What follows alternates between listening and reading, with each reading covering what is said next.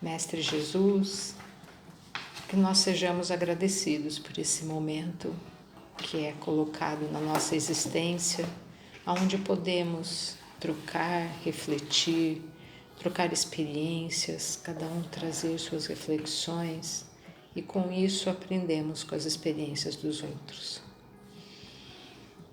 Obrigado, Pai, pela doutrina espírita em nossa vida, pelo JET, pela evangelização de espíritos, por tantos espíritos que colaboraram para estarmos onde estamos hoje.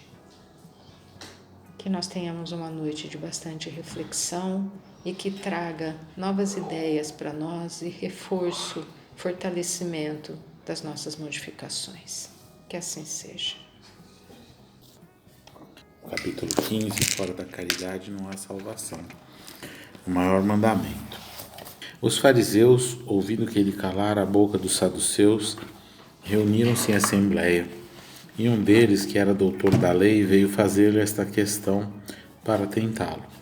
Mestre, qual é o maior mandamento da lei? Jesus lhe respondeu: Amarás o Senhor teu Deus de todo o teu coração, de toda a tua alma e de todo o teu espírito. Este é o maior e o primeiro mandamento. E eis o segundo, que é semelhante ao primeiro. Amarás teu próximo como a ti mesmo. Toda a lei e os profetas estão contidos nesses dois mandamentos. Mateus, capítulo 22, versículos 34 a 40. Caridade e humildade. Este é, portanto, o único caminho da salvação. Egoísmo e orgulho. Este é o da perdição. Esse princípio é formulado em termos precisos nestas palavras: Amarás teu Deus de toda a tua alma e teu próximo como a ti mesmo. Toda a lei e os profetas estão contidos nesses dois mandamentos. E para que não haja equívoco na interpretação do amor a Deus e ao próximo, acrescenta: Eis aqui o segundo mandamento, que é semelhante ao primeiro. Isto é, não se pode amar verdadeiramente a Deus sem amar ao próximo, nem amar ao próximo sem amar a Deus. Portanto, tudo que se faz contra o próximo é feito contra Deus. Não podendo amar a Deus sem praticar a caridade para com o próximo, todos os deveres do homem encontram-se resumidos nesta máxima: fora da caridade não há salvação. Nós, na semana passada, conversávamos sobre a parábola do samaritano, que é o que dá o pontapé inicial para esse capítulo. E não tem como a gente olhar para esse trecho que a gente está lendo no dia de hoje como estímulo para a nossa reflexão e não pensar, obviamente, nessa parábola, porque ela integra mentalmente isso que Jesus está expondo aqui, colocando para a nossa reflexão, que é essa questão de ampliar verdadeiramente o que é amor. E quando Jesus coloca a questão de amar a Deus, nosso Pai, de todo o coração, toda a alma e de todo o espírito, ele convida a que a gente amplie a nossa visão em relação à nossa ligação com Deus, de forma que, expandindo essa nossa visão, a gente consiga sentir essa nossa ligação com o Pai, que faz com que a gente obrigatoriamente se ligue uns aos outros. Quando ele coloca aqui para nós, amará Deus de todo o teu coração, eu fico aqui pensando, quando a gente trata as coisas que foram criadas por Deus da forma equivocada, né? Ou seja, quando a gente destrata algo que é da criação, porque aquilo vem de Deus, né? como que a gente pode amar de todo o nosso coração se a gente ainda segmenta esse nosso amor àquilo que Deus propicia para nós? Quando a gente olha para as coisas do mundo, a gente tem a oportunidade de desenvolver essa limitação de olhar para que a gente possa ressignificar isso que Jesus está colocando como o maior mandamento para todos nós.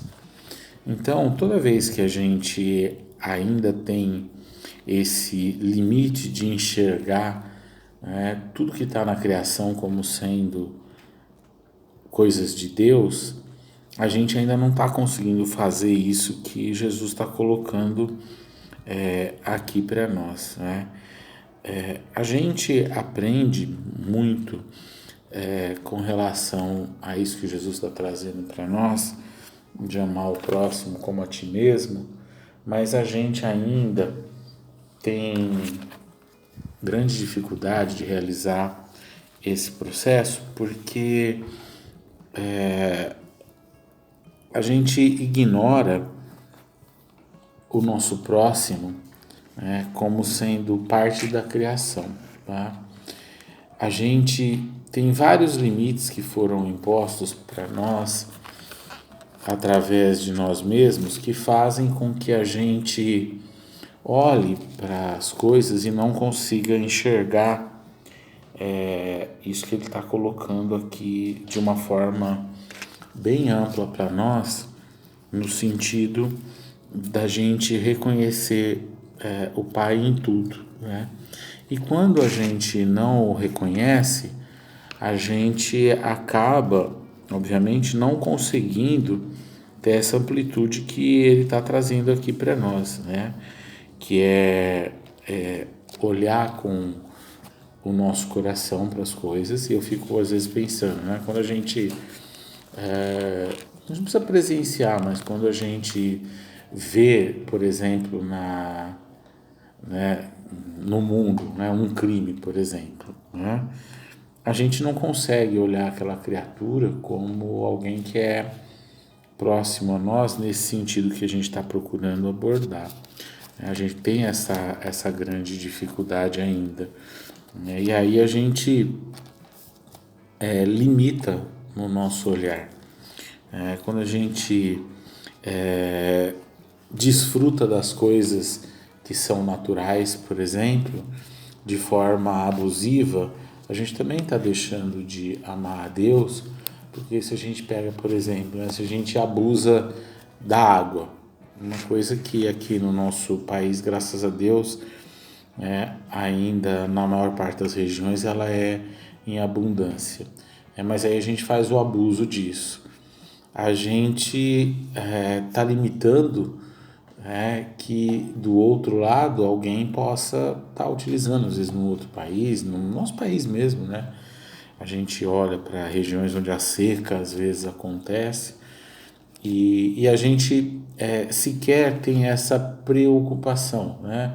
A gente não se ocupa mentalmente em perceber se nós não estamos cometendo um exagero, né? E esse exagero, né, ele tem a ver com essa ausência de amar a Deus, porque é algo que Deus propicia para todos nós, mas a gente não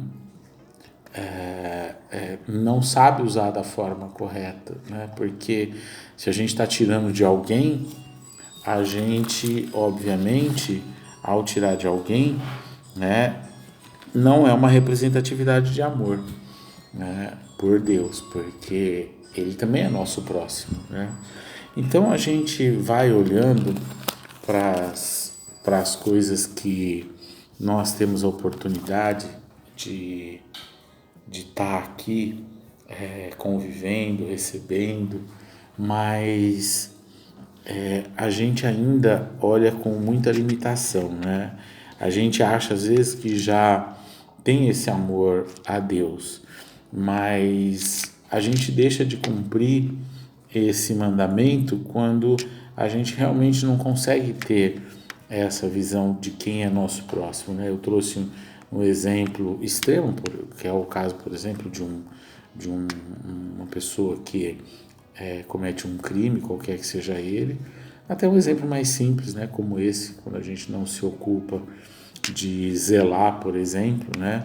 Pelos recursos que Deus está permitindo que a gente tenha até, né? Não significa nem que a gente esteja, às vezes, zelando pelo próximo, né? Mas às vezes até por nós mesmos, quando a gente esbanja algo que não é necessário, num momento que não é necessário, né?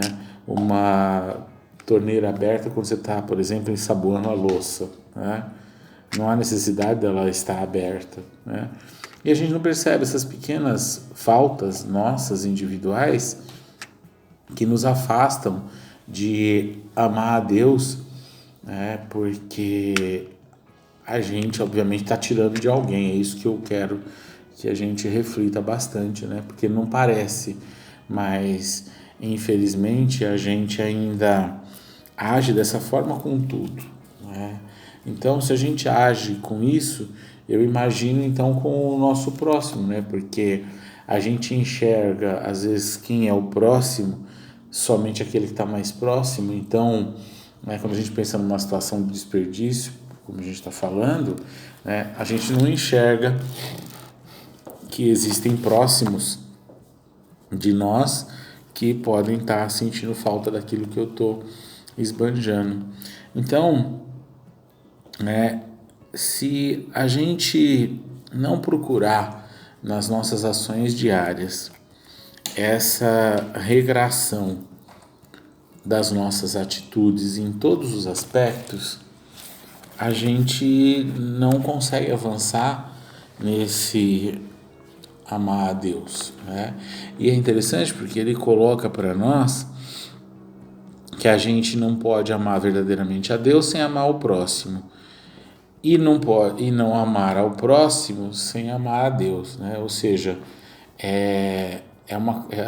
um ciclo, né? Que se você romper em algum momento, você faliu, né? Nesse sentido de que você não conseguiu avançar nesse amor que ele está propondo aqui para nós. Então, se nós não nos ocupamos das pequenas coisas, a gente com certeza não está conseguindo fazer isso que ele está colocando aqui para nós. Então, é algo que a gente tem que começar das coisas pequenas, porque aí nós vamos refinando, né? Nós vamos refinando o nosso olhar.